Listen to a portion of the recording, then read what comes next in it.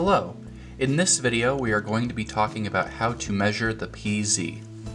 The PZ is simply the length from the center of the handle hole or spindle hole to the center of the keyhole or thumb turn hole. This is a GU American style lock.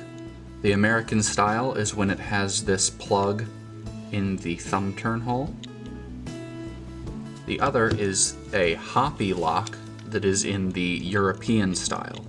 The European style does not have the thumb turn plug.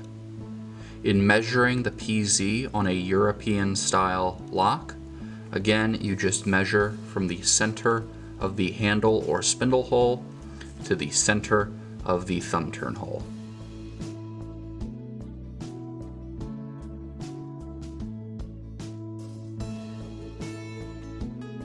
Again, measuring from the center of the handle to the center of the mechanism. This PZ is 3 5/8 inches. On this particular handle set, the cylinder is above the lever. To measure the PZ, you would simply measure from the center of the lock hole to the center of the handle hole.